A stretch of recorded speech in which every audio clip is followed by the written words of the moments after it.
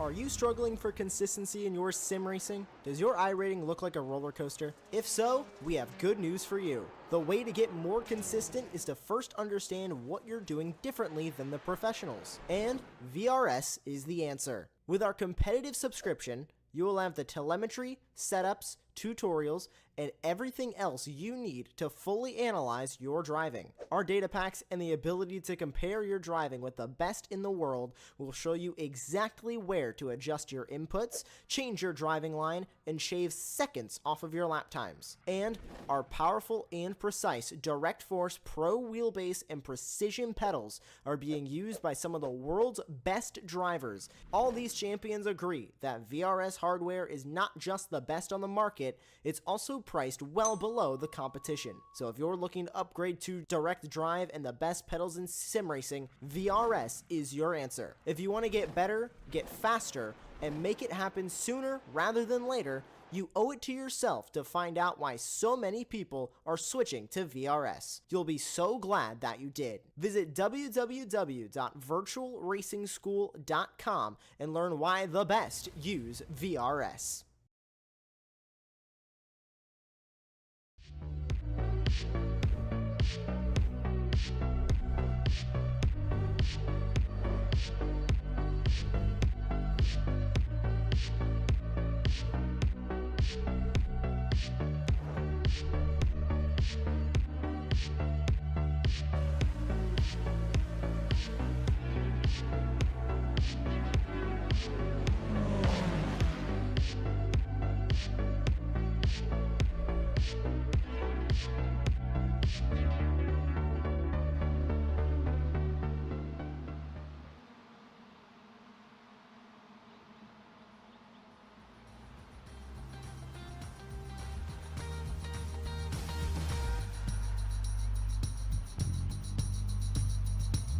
Good evening, everybody, and welcome back to the Ray Esports Racing League here on Apex Racing TV. My name is Ron Mullins. Joining me in the virtual commentary booth is Charles Bichelle, and in the virtual production hall we have our old friend Josh Wilkie. You join us here at the National Park of Speed, where for one last time before the runoffs, the ladies and gentlemen from the Ray Esports Racing League will do battle here in the MX-5s and the Spec Racer Fords. First up here tonight is the MX-5s, where slipstreaming will definitely be the name of the game. Chances are we'll have a double-digit amount of passes for the lead all throughout this race, and basically multiple passes for the lead every single lap here. However, hard racing can open the door for some of these drivers to really be in bang and roughing each other up, and maybe for something to go wrong. So to pass this off to you, Charles, what do you think the chances are that the winner and podium finishers here in this MX-5 race are going to be decided thanks to an incident of some kind? The chances are probably pretty good. It's especially with the MX-5s that we got going here first. They'll do some beating and banging. This is a pretty big track, wide, long straightaways, but there's a really technical section mid part of the lap that always brings some really close quarters battles in. So yeah, it's a very the bigger possibility is that the person who's leading the final lap won't win the race unless it's just a far and away conclusion. That's normally not what happens here. Normally it's very tight at the end. But yeah, you can expect there to be a crash or two during the course of the race. Gotta imagine we're in store for a pretty dramatic race, that may feel a little bit short when it comes to the lap times. Usually these races are 20 minutes long. Tonight is no different, but here at this track, which is I believe the longest that we've visited so far this season, we're only going to have a couple laps into this race. I'm just doing the quick little maths in my head to try and figure it out. I think we'll probably have about 8 laps here tonight, maybe a little bit more, maybe a little bit less, but I think 8 or 9 is likely the amount of laps that we're going to be having. But still a fantastic track. Personally, one of my favorites in the world. Road America, fantastic layout. As I said, slipstreaming going to be a massive role in this race, especially going down that start-finish straightaway towards the start and finish of this race. That's going to be a great run coming to the checkered flag later on in this evening. But there's so many iconic corners. We're following Raymond Blethen, who's about about to hit one here, coming through the kink of turn 11 here, and about to enter that not so straight back straightaway here before he's going to try and slam on those brakes and really get scrubbed up, entering Canada corner. But I think while we are in this qualifying session, 7.5 minutes in to this 15-minute session, I think we'll take a look through the point standings in the MX5 category. As I said in my intro, this is the last race of the MX5 season before we hit the runoffs in 1 week's time at Road Atlanta. So the championships have already been decided in the Formula classes last week at Sonoma, and they will be decided here in both the MX5s and the Spec Racer 4s. We'll take a look at the points now, and Seamus and Huffman in a pretty comfortable lead. I'm pretty sure, if my math serves me correctly, he will be the champion from the MX5s here this season, 112 points, and then Megan Overstreet there in second at 83. It's pretty close between herself and Lewis Lockshine there for third. Josh Justice is in fourth, but unfortunately, he's been battling some wheel issues. He was having some issues there at Sonoma, got a new wheel, and unfortunately, he wasn't able to set it up in time, so I believe he will not be joining us here tonight. He's currently in fourth, will probably drop down by the end of tonight. Actually, I say that he has a pretty comfortable gap between himself and John Wilson there in fifth, so I think Josh Justice may remain there in P4 in the championship standings. You can see a lot of the other drivers. A really good participation that we've seen all throughout the season. Of course, a race that sticks out in my mind is Summit Point, where we had a whole bunch of drivers running in that race. That was a fantastic, one of the highlights, I think, from this season. But I think right here at Road America, this may be another highlight, because I think we're in for an absolutely fantastic race. What do you think, Charles? Oh yeah, absolutely. This is I love this track. It's one of my favorites as far as just to get out and drive. It's always always a chance. Like I said, we talked earlier about the potential for incidents, but it's also still it's a good draft track. You can keep the battles close. As long as there's not any big incidents that bunch up the field or split the field apart. So yeah, we're really looking forward to it. These are some really quality set of drivers that we have in the series. So I'm looking forward to some nice side-by-side battles. Oh yeah, we have some of the best drivers in these MX5s, including a Morgan Burkhardt, who I saw join the iRacing session during the practice, so fingers crossed we'll see him on track. We were kind of joking before the broadcast started that we were hoping that he would start last just to give us a little bit of entertainment. The only race that he's joined us so far this season before tonight was actually the Mid-Ohio round a few weeks ago when he was running in the Formula Vs, and he put on a fantastic recovery drive there after getting involved in an incident. I think he might have, I believe that was Schooler there, currently running in P2 in this qualifying session, that had a little bit of a spin there exiting turn 5. That's a pretty tricky corner. It's one of the main overtaking opportunities used in real life, one of the heaviest braking zones, one of the tightest and slowest corners on this entire racetrack. That will probably be a great overtaking opportunity, but are there any more that you think these drivers will utilize tonight here, Charles? So yeah, turn 5 is by far the best because it's the heaviest braking zone. You will see passes down the front straight going into turn 1. So there'll be some opportunities there. We talk about, I kind of, there's a little bit of a sleeper, and it's turn 6, because turn 6 is just one of those that you really can't, you can make a good move if somebody gets out of shape out of 5. But it's a tricky braking point because you're kind of cresting a hill. So the braking points for the car is very light. So it leaves it. So you have to be the very technical corner. It doesn't look like much, but trust me, it is. And then the one place that I always say this when we go to Road America is you don't pass in the kink. That's it is once again, it doesn't look like much, but it's seriously because you're carrying so much speed, you're on the limit of the car through there that it's almost a one lane bend. And you have to be pretty precise when you go through there, or you're going to end up in the grass. And we saw with the Weekend Warriors a couple of weeks ago that even if you get off in the grass, the grass is better, but you can still lose the car and wreck it and take other people out because you'll end up careening back over the middle of the track into traffic. So that's the one place that I would say if you're going to look for a place where, and then obviously Canada Corner is another good potential dive where you could kind of take an inside line and maybe make them pass there. So that's really it, though. Oh, so we lose you there? I think. I'm still here. You got me? Sorry, we heard the end of the sentence there cut off a little bit. Yeah, I'm just saying that's pretty much the main points of focus for this track. I mean, there's other places, but you really have to depend on people making mistakes to make moves. So if you're going to make a pass, turn 5's a good spot, 6 is a good spot. Canada corners we're seeing here with Thomas Fisher coming up to there now. There is opportunities here to make passes, but for the most part, it's just going to be drafting and then try to make moves into those braking zones.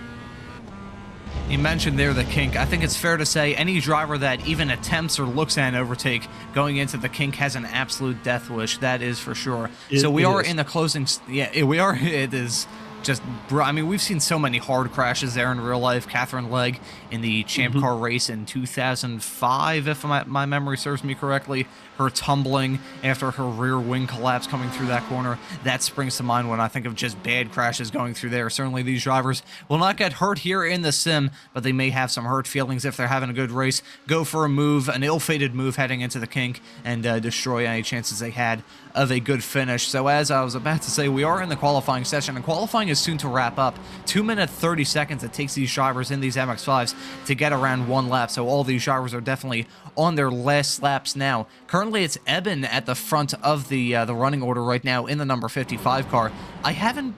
Maybe my memory is just serving me poorly here, but I don't believe we've seen Eben so far, so far this season. That's a pretty good time from him currently, 131.6. That's a pretty wide margin between himself and Murchison there in P2, Soto in P3, and Schooler running out your top 4. So we have a pretty big field as well. 21 drivers currently setting a qualifying time. It's looking pretty good for Eben here. We'll see if anyone can challenge him.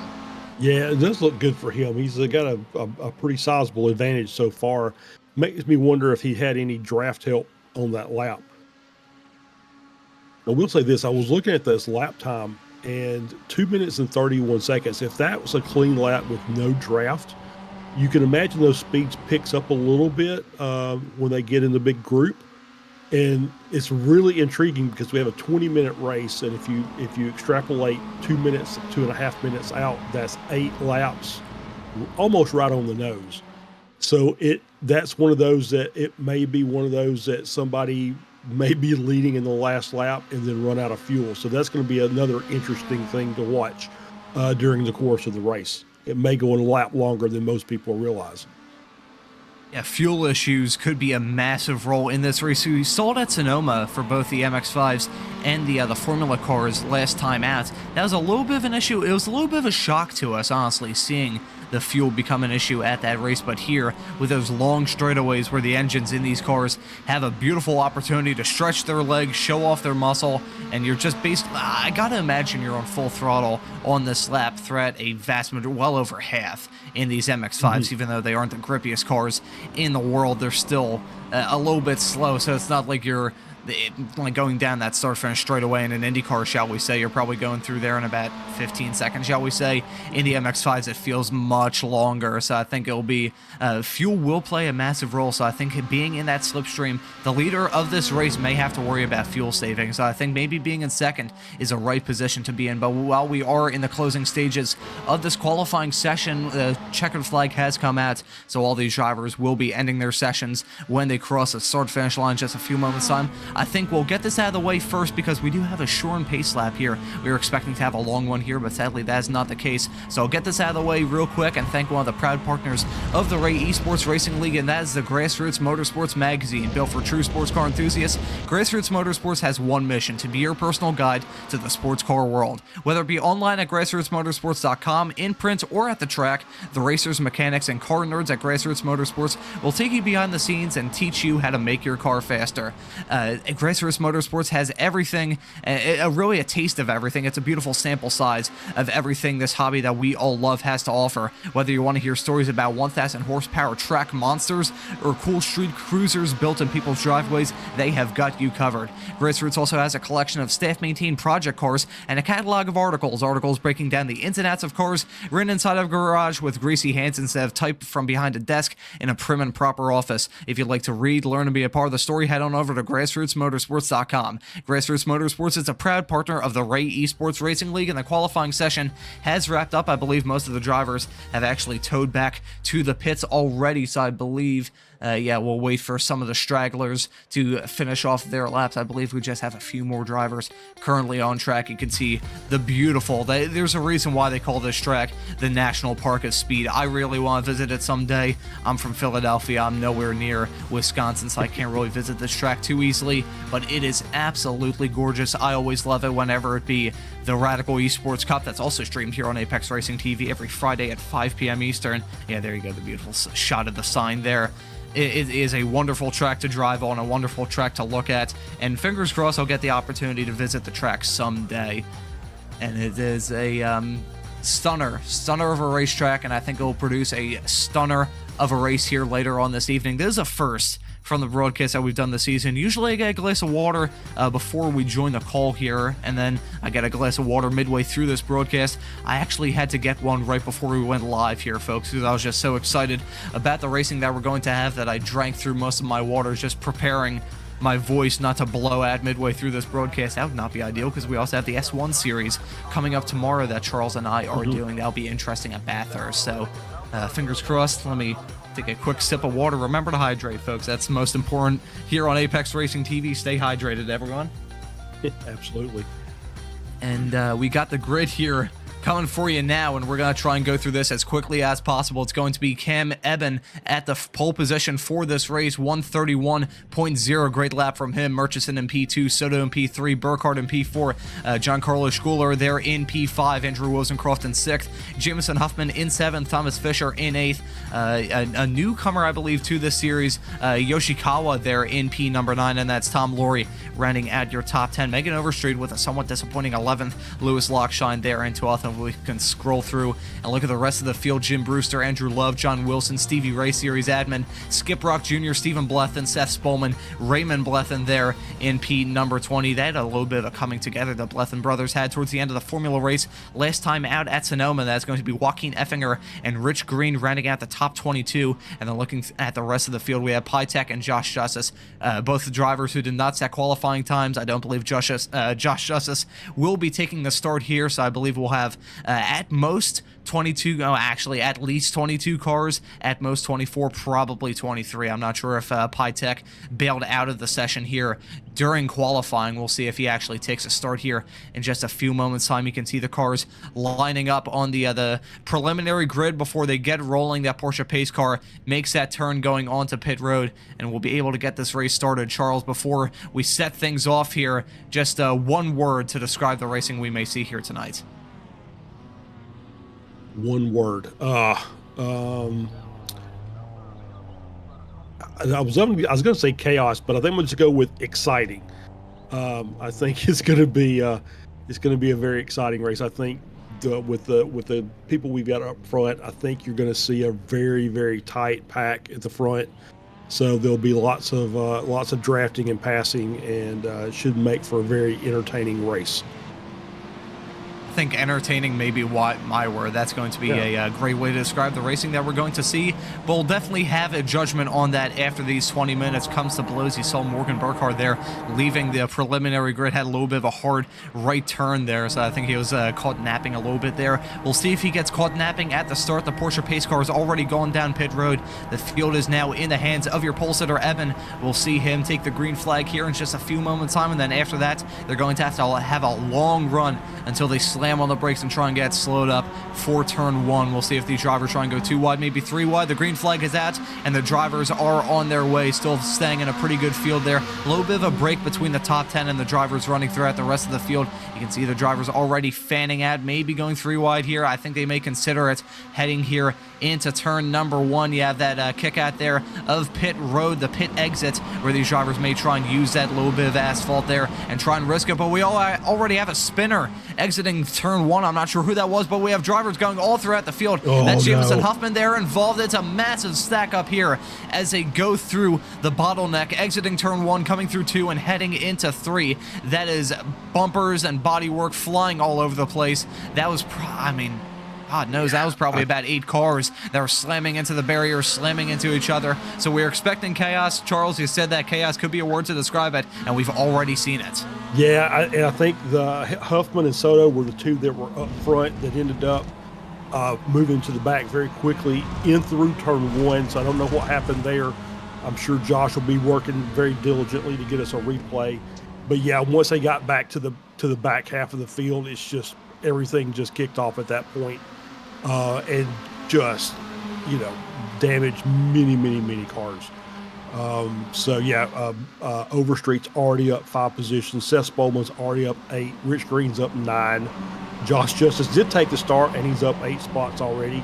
And I think that may even been from a pit start. So probably wise beyond his years, Josh Justice, to start that from the pits. Excuse me. We see, just got on the inside curb there and just lost the rear of the car, and that was the start of the that was a catalyst for the chain reaction that happened, and it's just a simple mistake. Cold tires got a little too deep into the apex of the corner, and after that it was just just counting the number of cars that are in the pits. You can see it right there. You saw where he got in too deep, and looks like he got in a little bit of the dirt, and with cold tires, and there's no place to go there.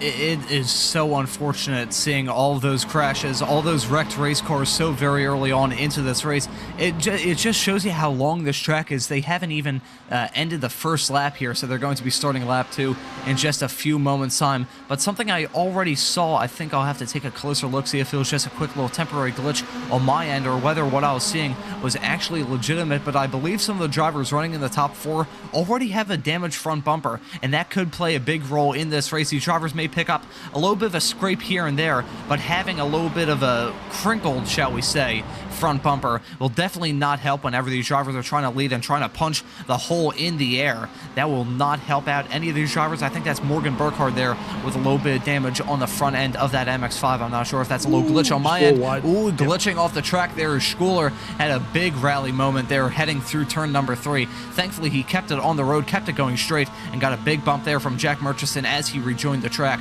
But I think we saw that a little bit earlier from him during the practice session. We saw a fantastic save from him exiting turn number 3. Meanwhile, we're seeing Morgan Burkhardt try and go for the lead here on Eben heading into turn number 5, and he gets the move done. Ooh, a little bit of a bumper action there, bumper-to-bumper racing, exiting turn number 5. Meanwhile, we're seeing Schooler try and go for a move here on Eben heading into turn number 6. This is a fantastic section of this track to encourage side-by-side racing, but when they enter turn number 7 here, it's really tricky to try and maintain that. Hurry Downs, that corner is. I never knew that corner had a name. I just always called it turn 7. It's a very tricky corner to get right regardless of what car it is. Schooler was really weaving in the braking zone there of turn number 8. I think he dipped a wheel into the grass and got a little bit squirrely as he tried to get slowed up for that corner. One of the slowest on the track as well. But turn number 7, I'm shocked they tried to go side by side through there so very early on into this race. We're only 4 minutes in, 2 laps in, but already these drivers, I wouldn't say throwing caution to the wind, but definitely feeling quite racy at this very early stage. Yeah, for sure. Turn 7 is not a place that you would normally go side by side. It just slows both of you down. Such a very delicate corner to work through. Very similar to the kink. But you saw we saw the shot with Murchison, I think, and Schooler, where they were doing some bump drafting, and that's where that damage is coming from on the front of the cars. Is these cars, once they get in this pack like this front 5, they'll line each other up, and sometimes they'll want to pass, and sometimes they'll want to just bump and try and stretch the gap a little bit more. So you're going to see that more often than not on these long straightaways. I'm looking through the field right now. Yoshikawa has had a fantastic start, up 4 positions, as in Megan Overstreet currently running in P7. Seth Spolman up 7 spots, currently running in P12, and Rich Green up 9. So a lot of these drivers cutting their way through the field quite nicely. Certainly that drama that we had at the very early stages of this race might be the reason why. We're seeing 3 wide here, heading into turn number 1. Morgan Burkhardt prevails. His buddy Giancarlo Schooler slots in right behind. So now Evans slowly getting shown the door here. He is now in the middle of this 3-car sandwich here. Yoshikawa right at the back of that, Murchison in P4, Eben in P3, Schooler and Burkhardt currently running first and second, and Schooler there you can see trying to find any way he could to get past Burkhardt as they exited turn number 3. Both these drivers are very talented in their own regard. Both have done a little bit of commentating work here on Apex Racing TV, and both of them are now getting challenged by Eben. Ooh, Eben nearly going into the grass, heading into turn number 5. That would have been a bold move if he tried to make it stick, but he's still going for it. Got past Schooler, now trying to battle with Morgan Burkhardt. He actually slots in right behind him, wasn't able to maintain that side-by-side position heading into turn number 6. But you gotta give credit to all these drivers just pushing it to the absolute limit. It is some awesome stuff to see so far. Yeah, absolutely. They're doing a fantastic job, and that was a great move by Evan to take that way to the inside there in 5. Very late on the brakes, was able to get one, couldn't get the other teammate. So now they're going to come through 7, and they're going to work through the carousel, and this is a little tricky too because you're trying to get the car, use your throttle to get the car around this winding corner here, and keep as much speed and momentum in it as you can to get ready to get this run through the kink down the Canada corner. Ooh, don't tell me. Okay. Ooh, no, we're seeing it here. Eben, ooh, going for the move. Ooh, Schooler nearly putting the bumper to Eben there. That could have ended in an absolute disaster for basically all 5 of those drivers, but they got through there cleanly. I'm not sure how in the hell they did that, but they managed to do it, and you can see some bump drafting here going down the back straightaway, and Schooler going hard down the inside, and he manages to, oh my God. I thought he was going to pull that move off there. It was so close. I was expecting about 5 separate accidents starting in that roughly 15-second window. It shows you how hard all of these drivers are battling. Schooler, though, that was absolutely bold from, well, all 3 of those drivers between Morgan Burkhardt, Eben, and Schooler, all battling as hard as they could, going through the kink and going through Canada corner. And wow, I mean, these drivers battling so hard. We're just about to start lap 4. We aren't even at the halfway mark of this race, and all these drivers are still battling as hard as they are. It just shows you what we're in store for at the finish. I gotta imagine it is going to be some really tense stuff here. It's still some tense stuff here before the halfway mark. Burkhardt now trying to regain the lead here on Eben, gets a move done, tries to go for a move heading into turn number 1. He's gonna have to wait for 3 to really pull it off successfully, unless Eben has a great run here on the outside. I believe Burkhardt will just be able to clear him. It was a matter of pixels separating the 2 of those cars as they exited turn number 3, but you can see bump drifting playing a big role. They're making contact and spinning, and that's Burkhardt going off the track. That's your pole sitter Eben going off the track as well, and I think it was a bad bump there from Schooler that sent the both of them off the road. Oh my God, that was a dramatic series of events. All of that chaos has allowed Yoshikawa to move up into P3. That 5-car pack has now turned into a 3-car pack. Man, I'm struggling for my words. That was so dramatic, and it continues there. Murchison, who I was just about to say had taken the lead of the race and all that drama, has now gone off the track and dropped down to P3 and has lost sight of the cars farther up the road.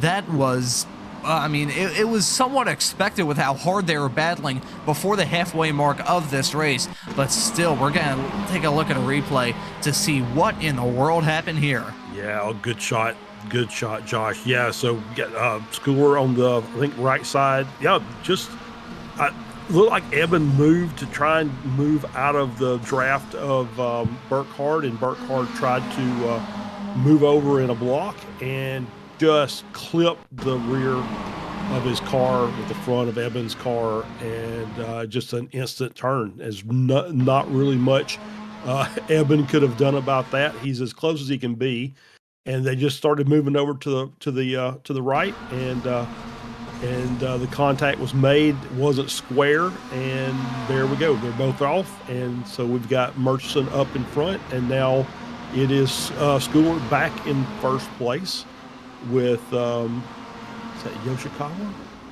Yoshikawa in second. Murchison had that off. So this is number 6. This is Fisher. This is the second group. Fisher leading that with Murchison and Wozencroft in 4th and 5th. And I think with all the carnage that happened, in the early stages of this race, lap traffic has already played a role. You can see on the left-hand side of your screen just how much the carnage has played a role in this race. You can see there, that's a number 174 of Pytech, who took the start of this race. I believe he didn't actually take the start. I believe he might have actually started from the pits later on. Did not say that qualifying time was meant to start, I believe, 23rd, if I'm not mistaken. Currently running down there in P17, and I would say challenging would be the correct word. If you're from the leader's perspective, if you're Yoshikawa currently leading this race after he got moved on there on Schooler, now Schooler's trying to go back on him. But if you're the leaders, number 174 is really terrorizing you two currently. So from a racer's perspective, if I was them, I'd be like, get out of the way. I would just be badgering them on the radio. I can't really blame them if they would. So I think Pytech is now acting as an unofficial pace car. And he's basically holding those two cars up and is bringing the rest of the field up, which I don't know if he's doing it intentionally or not, if he's honestly just trying to battle to stay on the lead lap. But it's definitely closing that gap up between P2 and the group and starting in P3. So we may have a nice big battle here before it's all said and done.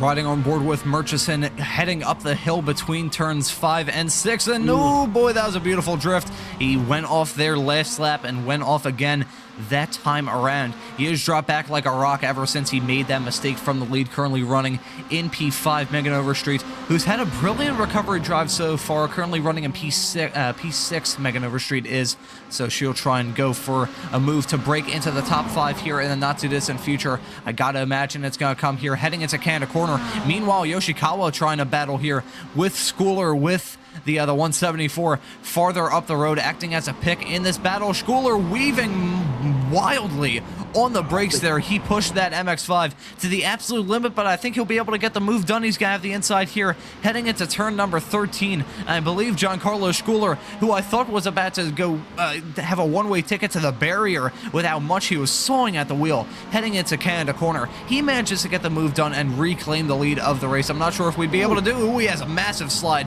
exiting the final corner. I think he may not be. Yeah, there you go. Yoshikawa getting the move done before they hit the start-finish straightaway to complete lap 5 and start lap 6. We are 13 minutes in, and all these drivers are battling hard with that pick of a lapped car farther up the road. It has closed the gap between Schooler and Wozencroft right now. You can see the number 80 there right in tow, following these two who are still going side by side, heading into turn number 1, continuing to go side by side as they go into 2, and probably going to keep going side by side as they enter 3 here in just a few moments time. But as they've battled hard, it has brought the rest of the field into this fight. Andrew Wozencroft, I have a good feeling about him. He showed a lot of speed in the MX-5 race at Sonoma last time out, so I think he will definitely be a driver to look out for. It looks like he's trying to get the move done here. He has a little bit of bump draft help there. I believe that's Fisher giving him the bump, going down the back straightaway, heading into turn number 5. And we'll see if he can get the move done. He had a massive bump there from Fisher, and Wozencroft is going to take the lead of the race. Wozencroft, who wasn't really in contention at all. We hadn't had our cameras on him until about 30 seconds ago. He is now leading this race. I won't say comfortably. It is not a comfortable lead he has at all. 0.2 of a second is big in the world of Formula 1, where no cars can pass each other. Here in the MX-5s, it is a very surmountable gap that you can cover in just about 100 yards. So we'll see if Wozencroft can hold off any challenge between now and the finish of this race. We have about 5.5 minutes left at play, and there's still so much left to be decided. Yeah, I just was watching earlier with Schooler through Canada Corner. That last time we're coming into it, got too wide, got in the grass. All the sawing of the wheel was just basically to keep the car under him, and now we've got a 3-car pacing group up front that Pytech has now joined up with Burkhardt and Eben. They're leading the pack, even though they're basically a lap down to the rest of the field. So it's going to be very interesting to see how this all shakes out. It's just a very intriguing change, as Wozencroft's done a really good job just to get to the lead. Has done, as you said, had a really good race last week as they're going 3 wide through Graham Hill Bend. That's not what you want to do. Oh, Wozencroft does not want to see this. Thankfully for his sake, Pytek has now gone at that fight. He was on the outside. I think he had a little bit of contact there and really just had to massively get out of the throttle to avoid wrecking his race car. But with that going on, Schooler is now looking to size up a move here to retake the lead of the race from Wozencroft. Meanwhile, Evan going side by side with Burkhardt. This lap traffic is playing such a huge role into this race. We are expecting Burkhardt and Evan to be challenging and being involved in that front pack fight. We weren't expecting it in this capacity, but we are still having it regardless. These two drivers are really, really fast, as is Schooler, who looked very desperate there. I thought he was going to try and take it 3 wide, going through a very narrow section of the course, going through turn number 2. That time by, that would have been very, I wouldn't say desperate, very aggressive if he tried to get the move done here. He's going 3 wide with these drivers. He is teetering on that grass, running that white line to keep it 3 wide with these drivers. He's going to be on the outside heading into turn number 5. And for the leader of the race, that isn't the, it's not the highest percentage move, if we're being honest, but we'll see if he can get it done. There's contact there, and he gets sent off the track. And I believe, oh my God, this is unbelievable. They're nearly going 4 wide, exiting turn number 5. As our producer Josh just said in my ear, this is absolutely ridiculous. No. And there's Schooler going off. He went 2 wheels into the grass and took a one-way ticket to the tire barrier. Schooler, oh my God, that is insane from Schooler, unfortunately. A little bit of aggression from the lapped cars to hold on to their position as much as they are.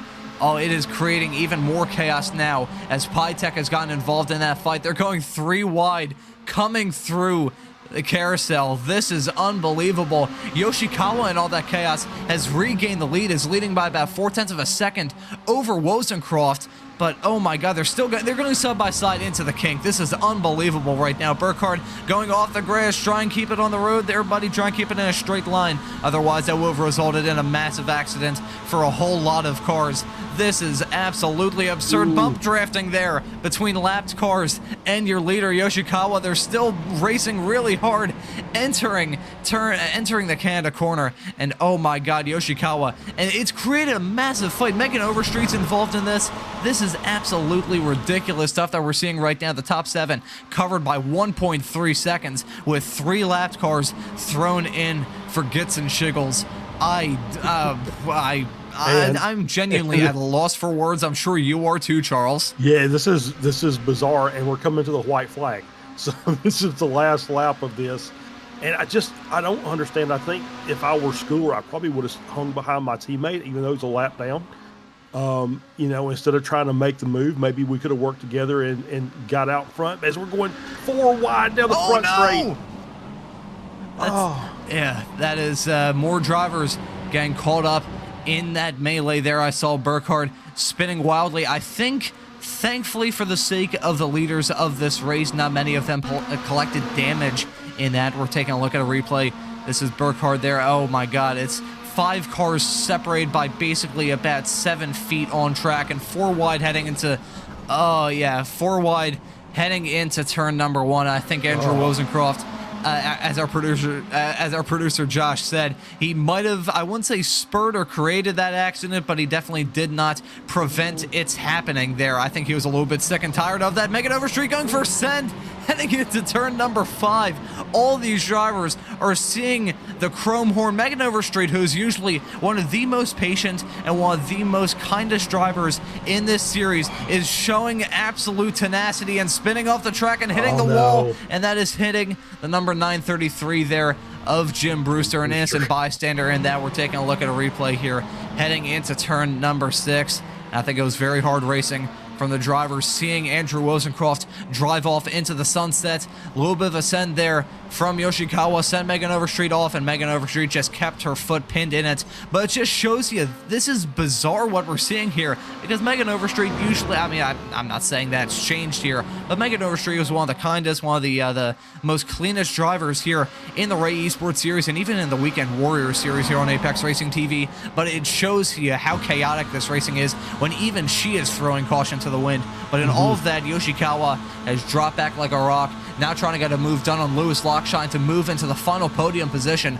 But unless something major happens, which it could considering how dramatic this race has been, I mean, we have a car with a completely crumpled hood currently running in the P3 spot. It shows you how dramatic this race has been. So unless something major happens, it looks like Andrew Wozencroft is going to round the final corner in just a few moments time and take the win. We're still keeping our eyes. I think Yoshikawa might not be able to get the move done. Our attention is now on Andrew Wozencroft, a driver that we didn't really pay any attention to until about 11 minutes into this race. He is going to take the checkered flag here to win the final MX5 race before the runoffs. Andrew Wozencroft wins here at Road America. And it was a photo finish between Lockshine and Yoshikawa, with Lockshine prevailing by 7 thousandths of a second. Unbelievable stuff all throughout this field. Carnage, chaos, lap traffic shenanigans, and a photo finish. That was damn near a perfect race. That was amazing. It was incredible. It was bizarre. I don't know what to think. We talk about how these drivers are just really, really, really close off the track, and just really, really conscious of their racing. And I'm sure there was reasons that was going on, because I don't hear everything that's said. Obviously they're probably in a Discord somewhere, and so this was just a really bizarre race, but still a fantastic finish. Lots of drama, entertaining. Yeah, I think entertaining probably fit the bill for this race. So yeah, I'm not really sure what else to say about it. Well, I think while we're fairly speechless, I mean, we're paid to essentially run our mouths and know what to say. We don't know what to say about that race, but maybe some of these drivers do. So I think we'll bring in some of these drivers to have a quick chat before the Spec Racer Ford race here in a few moments' time. And the first driver we're going to have a chat to here is your race winner, Andrew Wozencroft. Thank you so much for joining us here in the commentary booth. Talk us through that absolutely wacky MX5 race that we just saw. I hope you enjoyed it. It was, I didn't even know what was going on with Cam and Morgan and JC and Oliver and everybody. It's my first. I got to say, I'll take it. I don't care. A win's a win. Yeah, you took the win, and we definitely enjoyed that. That was probably one of the best races that I've ever covered in my nearly year-long broadcasting career here on Apex Racing TV. Oh man, just talk us through keeping your head cool, because even though you said you didn't see a whole lot of the drama, you were involved in quite a decent amount of it. At one point, we weren't really keeping our attention on you as we were paying attention to the battle up towards the front of the drivers crashing into each other and being and banging and roughing each other up. But he really just came through the field, cut through it like a hot knife through butter. So just talk us through keeping your head down and cutting your way through the field to eventually take the win here in this race. Man, I have to throw it out to FSS. We ran Road America just before this in the NC car and running, 20 laps doing that. I got comfortable. Lap 1, I ran late, kind of in braking, and I was with the cold tires. And then I just said, you know what? Have fun, put your head down. And it just worked out in my favor. They were battling. They were putting on a show. Stevie, this is all for you. We do this for you. We love you. This league is amazing. Also to you, Charles and Joshua and Ron and Sign. But it was a blast. I can't say much more than that. And I'm super thankful. Well, honestly, I think I may owe Stevie Ray a kiss after the racing that we just saw. That was unbelievable and amazing to call here in the commentary booth. What do you expect from the Spec Racer Ford race coming up here later tonight, if you are going to be running in it? Oh, definitely. Man, I hope everyone joins us, the whole group that was out in MX5. It's such a good group. It's in for mayhem, because that car is even harder to drive. so I honestly, if I can finish, I'll be happy. I don't expect as well as finish in the Smurf as I am in the MX5. But please stick around if you're watching. It's going to be a show. It will be an absolute show indeed. Even if it isn't as dramatic as the race that we just saw here in the MX-5s, it's still bound to be action-packed from start to finish. Andrew Wozencroft, thank you so much for joining us here in the commentary booth. Fingers crossed that we see you running up towards the front of the Spec Racer Ford race as well, and also fingers crossed that we see you in the runoffs next week, my friend. Thank you so much for joining us. No, thank you all for doing such a great job. I will definitely be there. Cheers, guys.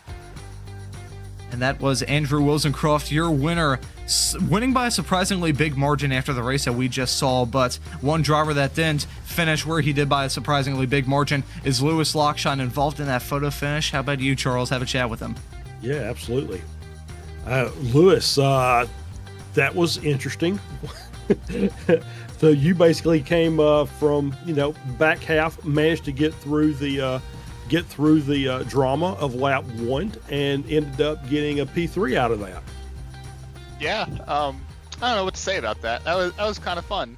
Yeah, I somehow scraped by the turn 1 lap 1 incident. I got a little front end damage. I just kind of waited for events to transpire ahead of me and just made sure to pick my moments, and then had a great battle with Yoshikawa there and a great little drag race to the start finish line for the podium. Yeah, absolutely. It's we were just kind of commenting on how the we're get this big gap, the front 5, and then they get into a tussle amongst themselves, and then the next thing you know, we've got a unofficial pace car out there bunching the field back up, and it created a little more excitement toward the end of the race. Yeah, I'll take it. It helped. It sure helped me out. That's for sure. I'll take it. I'm not sure if other people would take it, but I'll definitely take it. Andrew and I would take it, and Thomas. The entire podium will take it. But that was really fun for me, and the racing, from my point of view, is pretty good too. There was a lot of respect given. Yeah, for sure. And unofficially, you get P3 by 7 milliseconds. So, so pretty tight. Yeah. So what are you going to be in the Spec Racer race coming up? I will not. I usually just do the Miatas. Okay. All right. Well, I think you're going to miss something special, because you know what those cars are like. If you don't, it's going to be just more drafting, and I think we'll have 7 wide probably crossing the start finish line. So I'll definitely stay tuned into the broadcast. That's for sure. All right. Well, congratulations, Lewis. Thank you, guys. Have a good night. All right. That was your I'm genuinely struggling for words. I've had my mic mute here for the past few moments, and I still cannot collect my thoughts. All I can say, though, is that you better stay tuned here on Apex Racing TV, because if that MX-5 race is anything to go off of, we are in for one heck of a show here in the Spec Racer Fords in just a few moments' time. We'll be right back with this race. We'll be right back with that race, I should say, after these messages from our sponsors.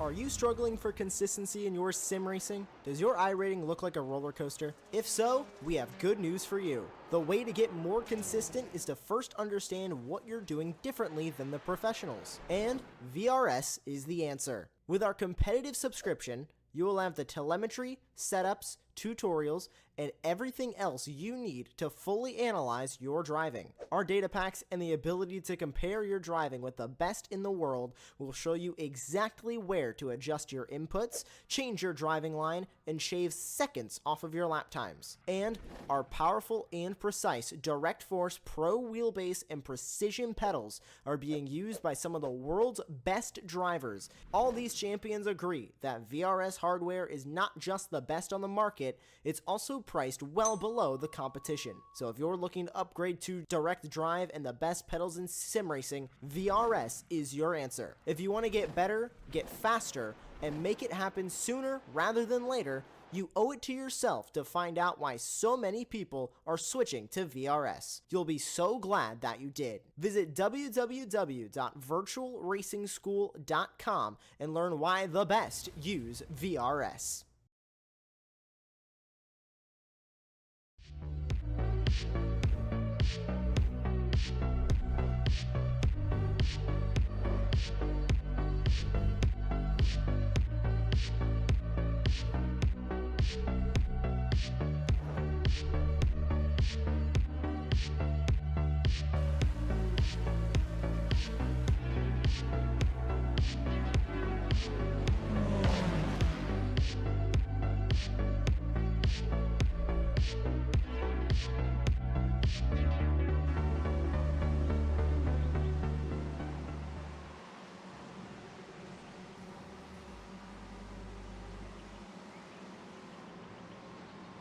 Welcome back, everyone, to Apex Racing TV's presentation of the Ray Esports Racing League. Season 11 we're in here, and Season 11 started all the way back in December, and it'll be rounding off here before the runoffs come to you here on Apex in 1 week's time at Road Atlanta. But before we just talk about runoffs, I think we need to touch on what we have in store here for Spec Racer Fords. There's only one way to describe the MX-5 race that we just had here a few moments ago. Really two words to describe it: holy bleep. That was awesome from start to finish.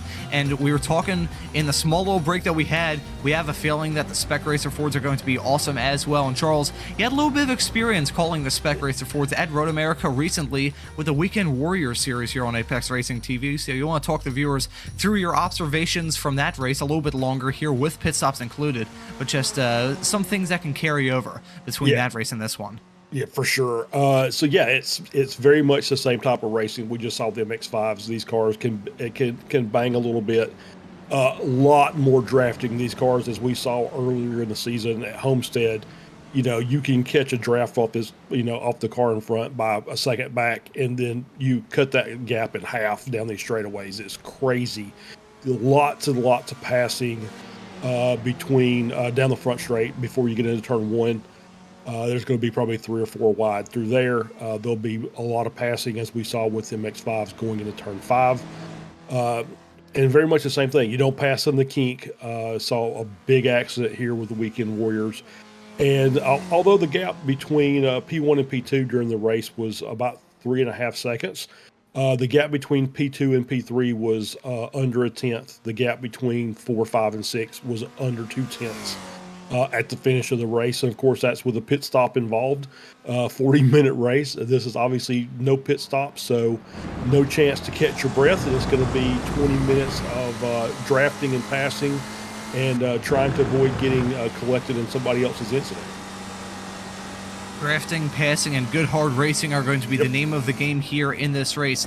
And if I'm not mistaken as well, the clips from that Weekend Warriors race here with the Spec Racer Fords a few weeks ago actually ended up in the Apex Racing TV Best Clips and Highlights video for January of 2024. If you'd like to check out that video, it's currently live here on the Apex Racing TV YouTube channel. You can check that out after this broadcast because you don't want to miss this SRF race. Spec Racer Fords are actually tracking quicker lap times than the MX-5s, but they still punch a pretty big hole in the air. They drift quite nicely. Currently have 9 cars setting qualifying times, but I'm sure that number is going to increase quite a lot between now and the end of this qualifying session. We are 12.5 3.5 minutes into this session, so we still have quite a long ways left to go until we take the checkered flag here and have all these drivers set some representative lap times. I will say one thing, the field is separated by a pretty decent margin right now. Jameson Huffman at the front in the number 89 card at 2 minutes 17.740, and then you have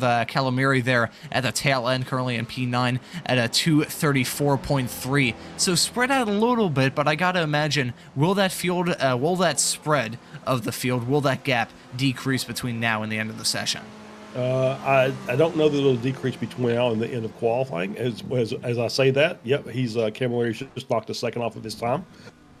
However, I think that once we actually get into the race, this field, until we get that wreck, that kind of, incident that kind of separates the pack a little bit, it may be just 20 cars stacked up on each other for 20 minutes, which is kind of if you're watching it, it makes for really fun racing.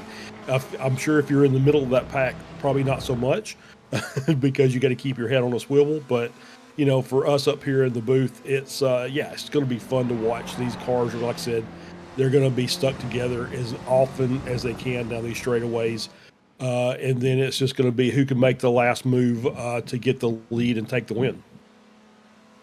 One big thing with this qualifying session that we're seeing right now is still only 12 cars have set a representative lap, and this was actually a point that Josh Justice in the YouTube chat just brought up. A lot of these guys are just struggling to get a clean lap time, and just having a lap where you don't get caught up by any slow cars, you don't have any sort of spin, because these SRFs aren't very easy to drive. It takes a lot of skill and a lot of guts to really push these things to their absolute limits, so that could be the reason why we're seeing a little bit of a spread here in this qualifying session. Calamari there at the tail end of the field as we see nice drift there from Murchison, and it turns into a spin coming through turn number 3. But touching on Josh Justice talking in the YouTube chat, we've seen so far this stream many of the drivers from the Ray Esports Racing League and just giving their 2 cents on this race, and we really do appreciate it. We see Michelle Lynn in there, Josh Justice, Wayne Buttermore, who's not able to join us, Skip Rock Jr., saying that Wozy obliterated the competition there. That was a little bit of a funny quote.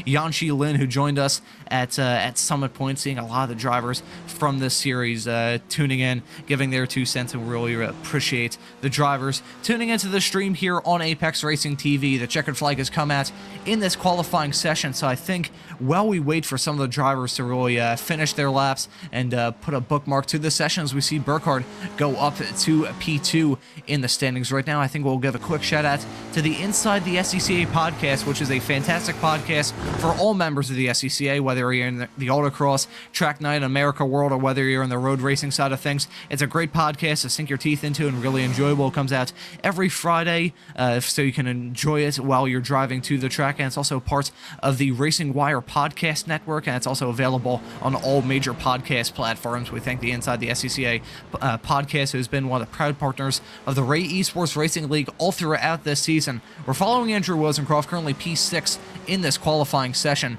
We'll see if he can improve on his time here in the dying stages of this qualifying session. Currently P6, as I said, 229.7, so we'll see just a few moments time until he crosses that start-finish line, and we'll see what kind of lap time he does. The draft is a little bit important here, and it's very important here in the Spec Racer Fords. Even in the qualifying session, he briefly gets bumped down to P7. We'll see if he claws his way up through the field. Did he improve his time? I don't think he did, unless our live timing screen just hasn't refreshed yet. I don't believe he did actually update his time. So Wozencroft stays in P7. A little bit of a disappointing qualifying result, if I'm being honest, from the driver that took a somewhat shock victory there in the MX-5 just a few moments ago. Yeah, well, the way the MX-5 race went, P7 is probably as good as P1 at this point. We may have it may be another chaotic race like we saw before, or it may be a very straightforward pack race. Either way, it's going to be interesting. It's going to be exciting, and it will be extremely entertaining for 20 minutes. And I go back to the to what I mentioned before. Now we're at a 227 or 228 lap. So now that fuel calculation is a little bit even more touchy. with what these cars are going to do. They're going to do 8 laps, or they're going to do 9. So now that's the thing that we'll have to watch out for. We didn't really see the fuel come into play in that MX5 race, mainly just because there's so much other stuff going on during that none of the drivers were focused or even cared in the slightest bit about the fuel. But here in the Spec Racer Fords, which I think may be a little bit tamer, I must say, the Spec Racer Ford race, has a lot to, it has very big shoes to fill. And as much as I love the Spec Racer Fords, I feel like it may not be able to fully fill those shoes. I don't think any racing series in the world could fill the shoes of the MX5 race that we just saw. It's still going to be action-packed from start to finish, but I think from a driver's perspective, I gotta imagine this race is going to be a lot more calm as we're seeing Megan Overstreet doing a little bit of rally action on the exit of turn number 7, trying to round out her qualifying session. Jumped up into the top 4 a few moments ago, so we'll see if she can improve. Actually, I believe she already took the checkered flag, so she's just getting a little bit more seat time here in the car, and I think she's possibly, I think I heard that engine stutter. I was wondering if she ran out of fuel in qualifying, right as we were saying that the fuel issue could be one that pops up in this SRF race. We're going to see a driver run out of fuel in qualifying. That would have been kind of funny if that happened. But the qualifying session has now officially wrapped up. We're going to get the starting grid for you here for this SRF race. That's going to be Jamison Huffman grabbing another pole position here. I believe I might have just dipped out there briefly. It's Jamison Huffman grabbing the pole position here in the Spec Racer Fords. Morgan Burkhardt will be joining him on the front row. Charlie Vaccaro there in P number 3. Megan Overstreet rounding at your second row. That's Piatek, who actually did not set qualifying time in the MX5s, was instrumental in the way that race turned out. He will be starting this SRF race in P number 5. That's going to be Cam Eben, who started the MX5 race from the pole. He'll be starting this race in 6th. Giancarlo Schuler had a very dramatic race. He will be starting in 7th. Jack Murchison will be in 8th. Andrew Wozencroft there in 9, actually got dropped a few more positions after his somewhat disappointing result that you mentioned there, Charles. May not really hurt him too much with how dramatic this race may be. Skip Rock Jr. will be starting this race in 10th. Yoshikawa will be starting in P11. Preble will be in P number 12. Fisher in 13th. Raymond Blethen in P14, Tom Laurie in 15th, Seth Spolman will be in 16th, Stephen Blethen will be in 17th, Calamiri will be in 18th, and Josh Soto and Josh Justice. We have an all Joshua back row, as they did not set a time in this qualifying session that we just saw.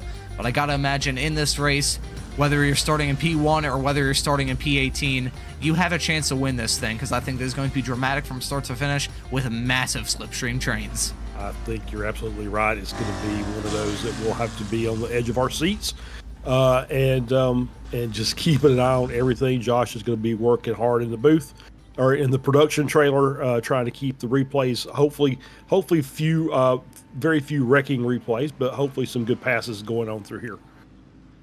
Are we seeing some parallel parking here before the driver's already set off to take the start here? I think, yeah, that's, I mean, I was so terrified about the parallel parking when I took my driver's license test back when I was 17.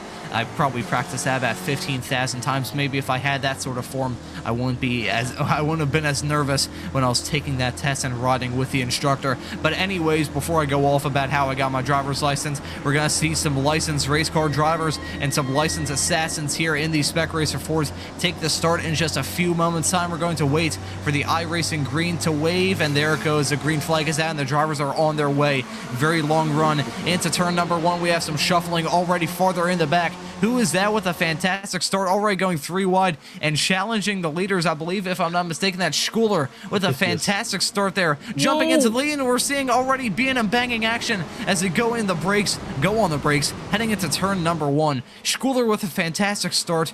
Your driver that we had to keep our eyes on throughout that first race already having a terrible one. We're seeing another challenge here. Jamison Huffman trying to regain the lead of the race coming through turn number 3.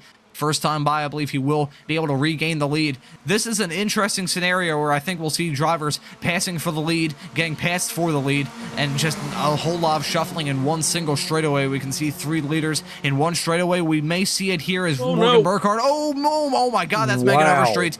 Just had a 14 bajillion G impact going into that inside barrier. Seeing some drivers locking up quite a lot. Heading into turn number 5. Did they make Megan Overstreet's car car out of rubber there because she hit the barrier and just bounced to the other side of the circuit, not the way she wanted her Spec Racer Ford race to go, that is for darn sure. But in all that chaos that was going on, a very dramatic start, it's Jamison Huffman, your pole sitter, grabbing the lead. Morgan Burkhardt there in P number 2. And I think we may have to take a look at a replay while they're going through this middle section of the track, shall we say. Going through turn number 8 now, some lockups farther in the back, some drivers going side by side, entering the carousel. We may have to take a look at a replay to see Megan Overstreet's car made entirely out of rubber. That was a bizarre accident, shall we say. I wasn't even terrified because that was just so unnatural. It was, yeah, iRacing, it is a video game. It's not a perfect simulation, so you tend to have a little bit of a glitch here and there. So I think we'll take a look at a replay to see Megan Overstreet's car. I think we're following her going down the back straightaway. I saw Skip Rock Jr. was involved with that. We'll see maybe a little bit of bump drifting going wrong on 3 wide going wrong. Oh my God, that is... I feel bad for laughing, but that is a very goofy looking accident there for Megan Overstreet. And now you see why it's called the catch fence, because that's exactly what it did. It caught the car. Yeah, iRacing physics sometimes gets things wrong when it's a very unnatural incident, and that was a prime example of it right there.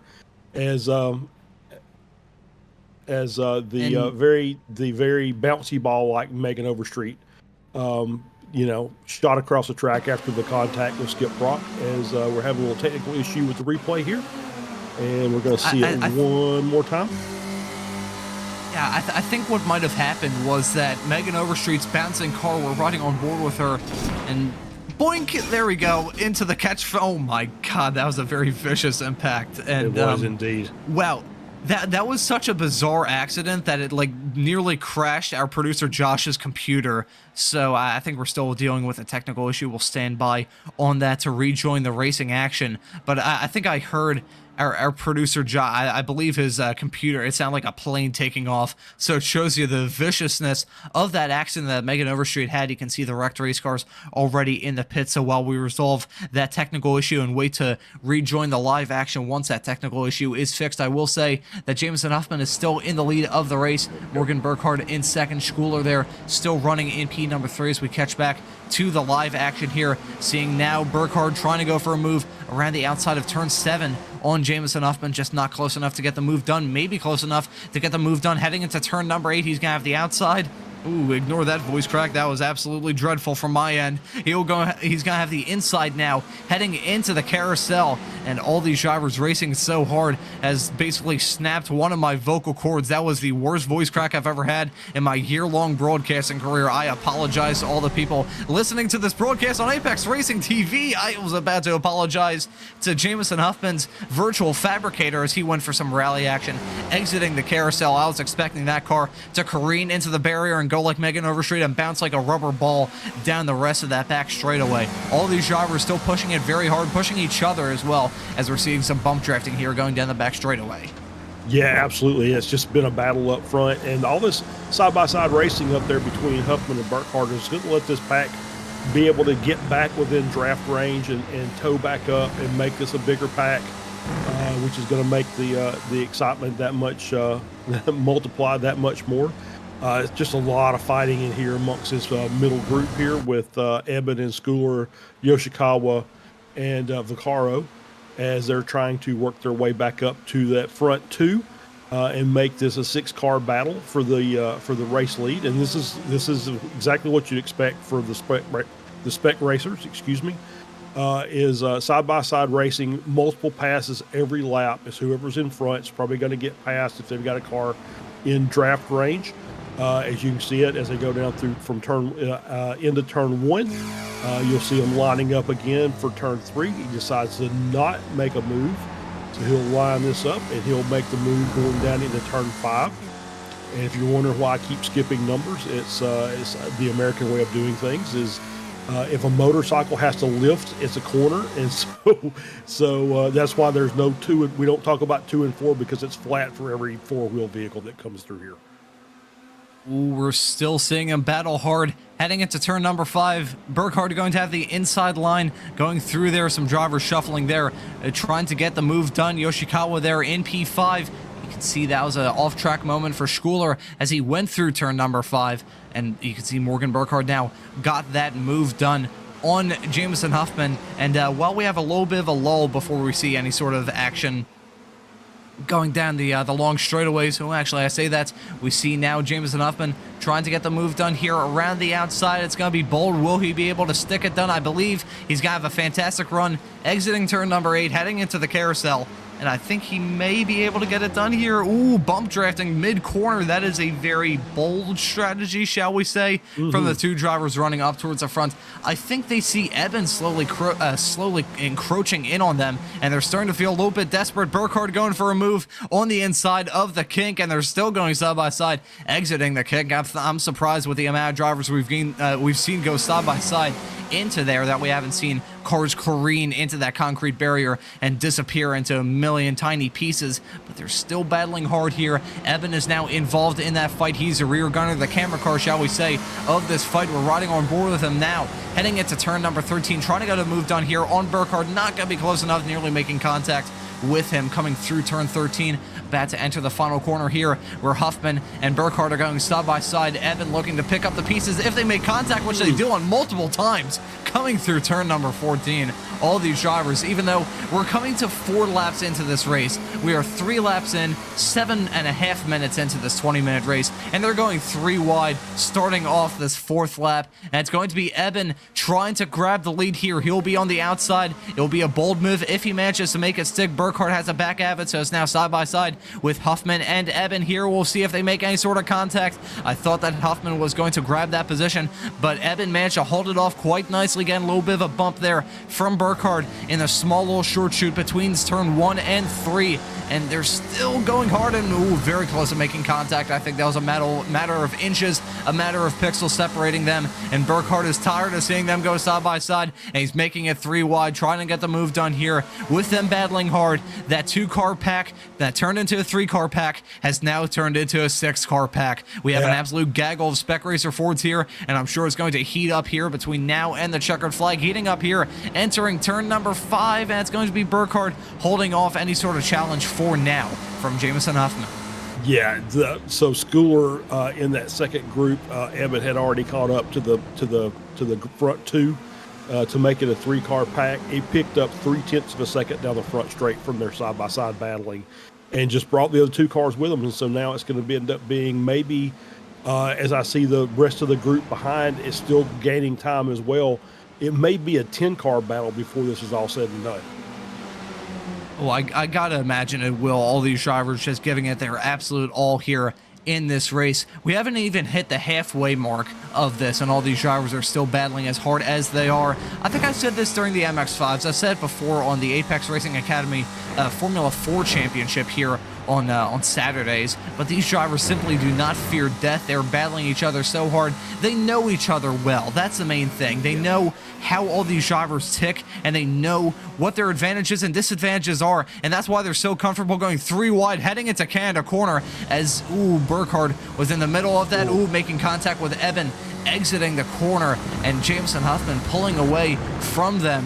Huffman nearly crashed into all 3 of them heading through Canada corner that time by. It just shows you how much on edge these Spec Racer Fords are, but they just have all these drivers have the guts, they have the skill, and they have the tenacity to push them to the absolute limit of control, the absolute limit of grip, but they do have to work together as a team. If they try and go side by side here, it's just going to allow Jameson Huffman to pull away a 1-second gap that he has currently. Of course, it is cratering going down the straightaway. I'm sure by the time they enter turn 5 this upcoming time by, that 1-second gap that's now down to about 0.7. Charlie Vaccaro nearly looked like he was going to go for a move on Schooler, but by the time they enter turn 5 this upcoming time, I gotta imagine that gap is going to be well below a 0.5 second.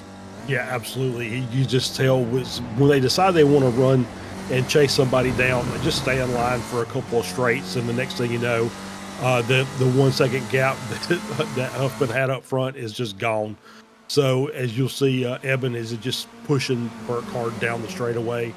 Vaccaro's pushing Schooler behind him, and Yoshikawa was just kind of trailing, waiting for the next one, as we see that kind of a little bit of a gap building back past him with Wosucroft Murchison and Laurie. They're trying to see if they can work together and maybe make that a bigger battle up front. This is going to be absolutely insane between now and the checkered flag. I think Josh Soto maybe had some sort of connection issue. I just saw him drop back like a rock in the running order, currently in P15. We'll see if that was some sort of connection issue or if he had an off there farther in the back. One thing I will say, we haven't seen many single car accidents, but I believe Josh Soto might have been the actually, I say this probably wasn't a single car accident here coming through. This is turn number 3, and I think that was a single car accident. I don't think he had any sort of help there from Wozencroft right behind him. Just a quick little spin there, clipped a wheel into the dirt, clipped a wheel into the grass, and even with the updated physics here in iRacing, which turned the grass from essentially green ice to a substance you can actually drive on with some proficiency, it is still very slippery in these Spec Racer Fords that have no aerodynamics to speak of whatsoever. So just a boy, that's a clip there. Schooler going off into the grass, out of the race, and I think from my perspective, he glitched out there midway through, so I think might have been a little upset, maybe Alt-F Ford. As soon as his car hit the barrier, he is done for here. He is dropping down like a rock through the running order, is going to join one of the 4 drivers that are out of this race right now. Skip Rock Jr. there at the bottom end, I believe, did not take the start. Megan Overstreet ping-ponged all throughout the field, unfortunately, as she joked, as there were some jokes from Megan Overstreet herself in the YouTube chat. She did not survive that impact. I would sing Taps or Amazing Grace or anything like that. Sadly, I do not have any sort of singing skills, and after that voice crack earlier on in this race, I do not want to blow out the eardrums of anyone watching the stream here on Apex Racing TV. Don't want to cover your eyeballs as well. As you can see now, Evan and Burkhardt still going side by side, still battling for the lead, and now Huffman and getting involved in it too. I thought he was going to make it 3 wide heading into turn number 3. That would have been very bold if he went for it, but he had a fantastic run coming through turn number 3. He is going to be a force to be reckoned with on this straightaway. We'll see. Will he try and challenge Burkhardt? Yes, he is. He's pulled out on the inside. They're going to head into the non-existent, basically, turn number 4 here before they get hard on the brakes into turn 5. And now you can see Evan. It shows you the slipstream effect of these Spec Racer Fords. And now Evan is going to reclaw that lead, but he outbroke himself a little bit and allows Jameson Huffman to slide back in the lead. That was some smooth stuff there from the driver of the number 89 car. Yeah, absolutely great little crossover move. Just let Evan take too deep into turn 5. Just got too late on the brakes, carried the speed out, and just nicely done. Just kind of brake a little early, set the nose, come around on the inside. Nice pass. Beautiful stuff there from all these drivers, putting on some clean and respectful racing thus far. I will say one thing that I'm a little bit happy about, I can say, of this race. These drivers aren't being affected as much as they were by lap traffic, but we still have battles all throughout this field. We're seeing a brotherly civil war between Raymond Blethyn, actually known as a father and son civil war, my apologies, between the two Blethens, running just towards the tail end of the top 10. Raymond Blethyn currently has that position there. Stephen Blethyn will be looking to try and go for a move here in the dying stages of this race with Smallman and Preble there to pick up the pieces in case they come to blows. I think there's some drivers shuffling farther up towards the top 10, I believe, if I'm not mistaken. Ooh, you can see the Blethens going side by side here, going through Kettle Bombs. We haven't mentioned that section of the course name so far. Ooh, Smallman with a big lock up there. Oh, no. And you can see a spinner there for Stephen Blethyn, spinning, going through Canada Corner. Not sure what in the world happened there. He must have just overcooked it, and you can see how cooked those rear tires are as he whips that car back and forward, trying to get back in a straight line. Taking a look at a replay here, heading into Canada Corner, and I think he just overcooked it. Yes, he did. That's it. That's all it was. It's just too much speed into the corner. Lost the rear. As you said, not a lot of aero grip on these cars. It's all mechanical, and once you overheat those tires, you kind of see the results as you see him trying to get the car straightened back up to get back going the right direction on track. And it takes a little bit of time to cool those off. And while all that stuff was going on farther in the front, we've had a really awkward switch up here towards the front.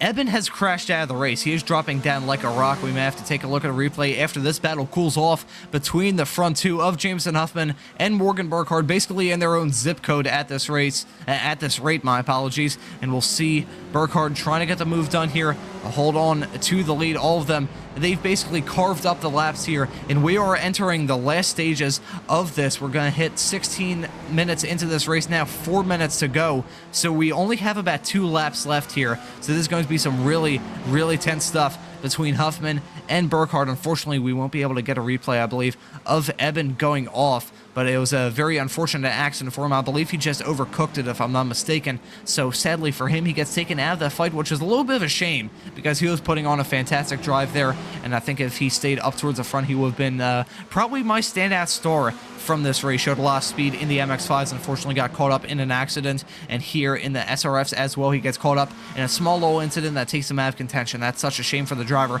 that was running in the piece, was running in the top 3. Sadly for him, he is now running down to 15th.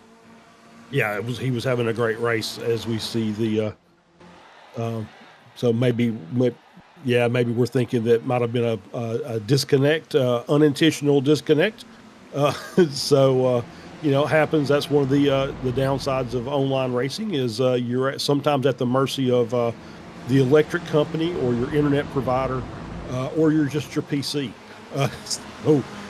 So it will be interesting to see if the Vaccaro and Yoshikawa can maybe work together, as Burkhardt Huffman seem like they're content to just keep fighting and swapping back and forth. If those guys will just stay in line and run together, they can make up a lot of time in a very, very short amount of time. They're both young guys. They're both very talented race car drivers, but they are here to have a good time, as is everyone here from the Ray Esports Racing League. So I'm sure they will not be like, hey, let's just try and keep it clean. No, they're going to battle hard. They're going to try and claw for the win. Jameson Huffman is involved in that championship fight, so maybe he may take it a little bit easier and let Burkhardt take the win, but he'll definitely not go down without a fight. Speaking of not going down without a fight, Wozencroft is still battling hard in this little pack of cars between Murchison, Fisher, Wozencroft, and Laurie there, all separated by barely any area. You can cover them with a blanket. Actually, there is... Oh, that's 2 of them taken out as well. Wozencroft got caught up in a single car spin for Thomas Fisher going through turn number 3. I believe the front end of Wozencroft's car is now missing. So right as I was saying that he could cover all 4 of those cars with a blanket, the train that we had, the mini train, shall we say, unfortunately derailed. So we're taking a look at a replay. A little bit of a spin there for Fisher and Wozencroft. You gotta feel bad for the guy, because in a situation like that with these spec racer Fords, it's not like a Formula 1 car or something like that where it just quickly spins off the track. In these SRFs, you're going probably about, well, you're not going fast at all throughout this track. Probably the highest speed you're reaching is, well, you'd be lucky to hit 120 driving one of these cars off a cliff. So with those spins, it just feels like it's taking forever, and certainly it felt like it was taking forever for Wozencroft, who tried to gun it down the inside, but sadly for him, he just got caught up in the melee. It's a shame for the driver. That was a standout star in the MX-5s. Yeah, it really is. He was having a pretty good run up through the field, and that, ladies and gentlemen, is what we call the commentator curse. Unfortunately, it happens from time to time. We don't plan it, but we start talking about how good somebody's doing on track, and the next thing you know, they're wadded up. So it happens more frequently than we would like, as we see Huffman and Burkhardt still battling. I think Burkhardt's trying to just maybe park it on the apex there to kind of kill off Huffman's run. As you see, Huffman just basically bump drafted him at this point. He's just all the way around the track. I think it's going to be pretty close here. I believe they will be taking the white flag just barely here this time by. You can see 15 seconds left to go. I believe it'll be like a 5-second between them ending this race and finishing it if these two come to blows, which it looks like they will going to be. Ooh, Huffman, oh my God, that is hard battling. You can see a wheelie there going to the finish, and they did take the checkered flag there. So Morgan Burkhardt taking the win. Jameson Huffman, he retired out of the race, I think. Did he get disqualified? I do not know. He did get DQ'd. According to our producer Josh, he got disqualified with that bumping, being and banging for Morgan Burkhardt. As you can see, they're wadding him up, heading into turn number 1 after the finish. That is unbelievable. I was expecting them to be taking the white flag. Unfortunately, they're taking the checkered. That's not unfortunate. Jameson Huffman getting the black flag with about 100 feet, not 100 feet, but less than 1,000 feet to go in the race. Oh, that is such a shame because he was looking to put together such a fantastic drive. Started from the pole, led throughout a vast majority of this race. I was honestly expecting both of them to go spinning into the tire barriers at the abutment of that pit entry because of how hard they're battling. I was not expecting a disqualification. I think we may. Yeah, I wasn't either. For sure. That's it's just one of those that he had to get a lot of X's in a short period of time, which the way they were fighting each other, it doesn't surprise me, but that's kind of odd. That is a tough way to end the race, though, for sure. You see them just right on the tail of them. Huffman moving to the right. I see Morgan briefly tap the brakes there. Do you see the brake light turn on there briefly?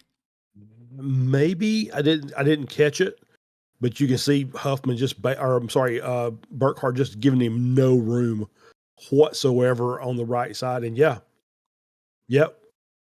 That definitely looks like a DQ for sure. Just completely ejected from the track. Yeah, I think we may have to take a look at another angle, maybe on board with Jameson Huffman here, coming to the line, but I think you can see there the brake light, maybe there's just a small little glitch on mine. Yep. Yeah, you can see the slight little tap there. Maybe that's just a little bit of a graze there. Maybe it's a little bit of an aggressive move there from Morgan. And that is, I'm a little bit split on that, honestly. I think that's a little bit of extremely aggressive blocking there. We'll rewind it here and take a look at once again. I mean, it wasn't in the racing world. Usually it's just one block allowed, but that was definitely pushing. Yeah, he was holding his line. He was drifting out to that inside. It was just that Jameson Huffman was committed and coming to the checkered flag. He did not want to hit on the brakes and slot in and try and go to the other line to try and pass him. So he was just committed to that inside. I think I wouldn't call it malicious there from Morgan, if I'm being honest. That was just very hard racing, but still just unfortunate for the both of them because I think they're putting on very clean racing, and that would have been a beautiful photo finish if we saw a just quick change of line there from Huffman. If he switched to be on the left-hand side coming to that start-finish straightaway, that would have been an awesome finish. But it's Morgan Burkhart taking the checkered flag here, 2.3 seconds ahead of Yoshikawa there in P2. Charlie Vaccaro will round out your podium. Tom Laurie will finish this race in 4th. Thomas Fisher will round out your top 5. TJ Preble there in 6th. Seth Spolman there in 7th. Andrew Wozencroft, after getting caught up in that crash, finishes this race in 8th. Stephen Blethen cut his way through the field quite nicely after that spin not very long ago. He finishes this race in P9, and Joe Camilleri will actually round out your top 10. Yeah, Josh Justice finished 11th. Raymond Blethen, we saw the incident with him, finishes 12th.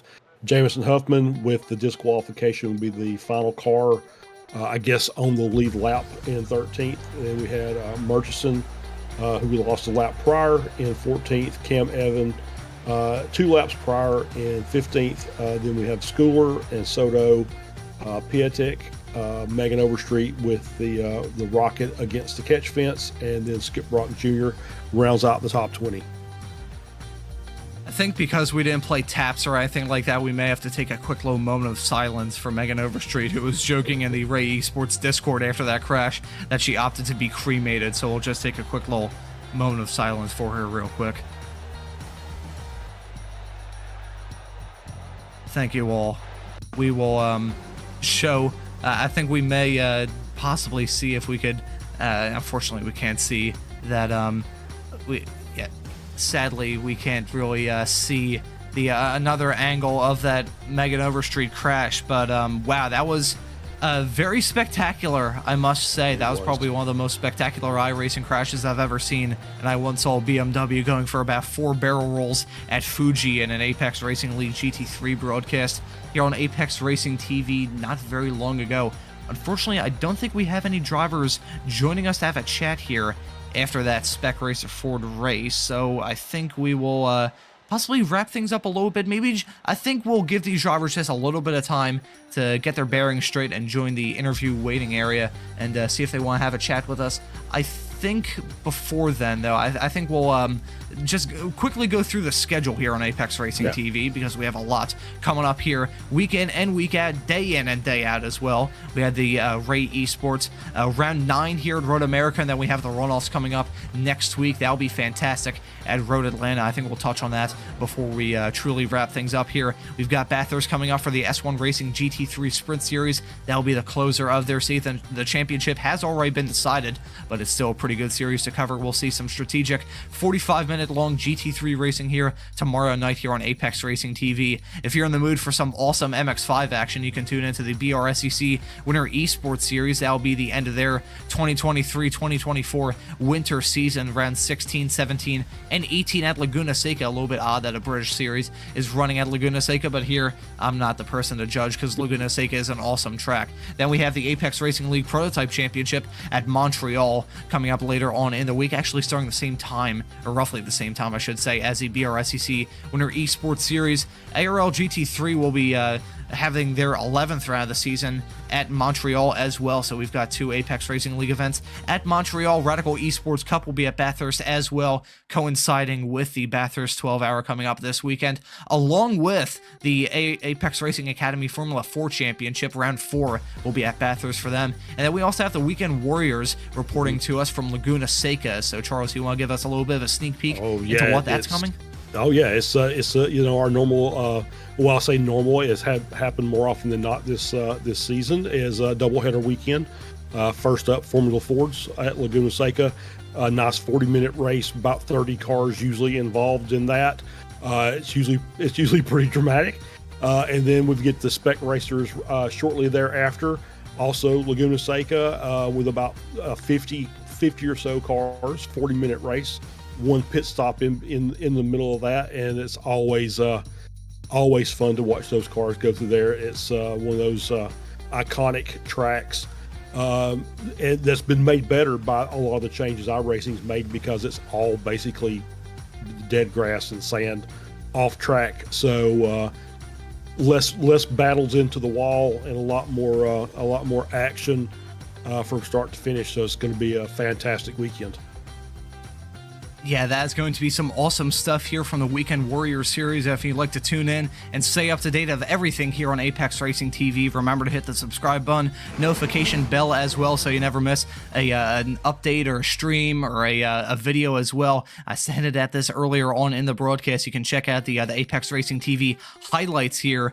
But you mentioned Laguna Seca and how awesome of a track is, and that's where we started Season 11 of the Ray Esports Racing League, which has now officially come to a close with the action that we saw here tonight. Ever since December 19th of last year, this series has provided us with some great racing, and I'm very happy to have been a part of it week in and week out. I know Charles, who joined us a little bit late here, missed out on the first race of the season. I can't speak for you, but it has been absolutely awesome to be here in the commentary booth with you. We've covered some great racing, had some laughs here as well. But the action isn't over yet from this series. We've got the runoffs coming up here next week at Road Atlanta, where I expect that to be a fantastic show, and fingers crossed that you'll be hearing myself and Charles there on that broadcast next week, same time. Actually, I believe, if I'm not mistaken, it might be starting a little bit earlier, if I'm not mistaken, here on Apex Racing TV. Another reason to hit that subscribe button. But as for rounding off this season, I just want to say a quick few things before we round it off.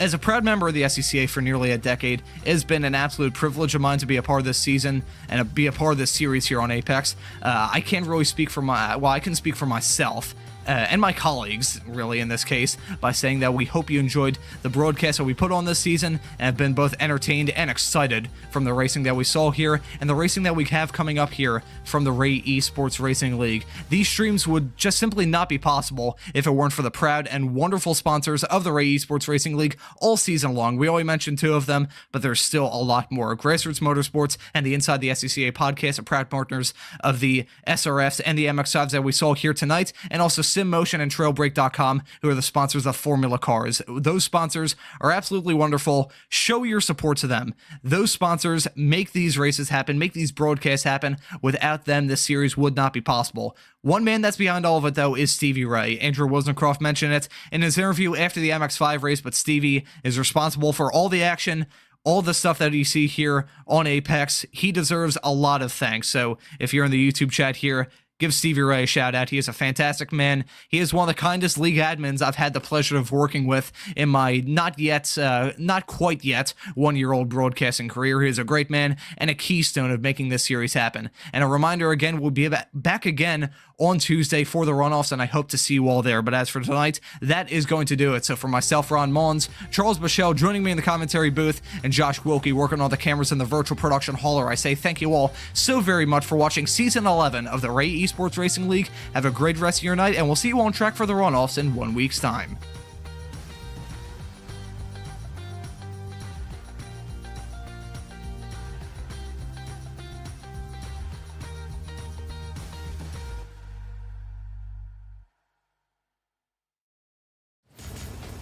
Are you struggling for consistency in your sim racing? Does your iRating look like a roller coaster? If so, we have good news for you. The way to get more consistent is to first understand what you're doing differently than the professionals. And VRS is the answer. With our competitive subscription, you will have the telemetry, setups, tutorials, and everything else you need to fully analyze your driving. Our data packs and the ability to compare your driving with the best in the world will show you exactly where to adjust your inputs, change your driving line, and shave seconds off of your lap times. And our powerful and precise Direct Force Pro wheelbase and precision pedals are being used by some of the world's best drivers. All these champions agree that VRS hardware is not just the best on the market, it's also priced well below the competition. So if you're looking to upgrade to direct drive and the best pedals in sim racing, VRS is your answer. If you want to get better, get faster,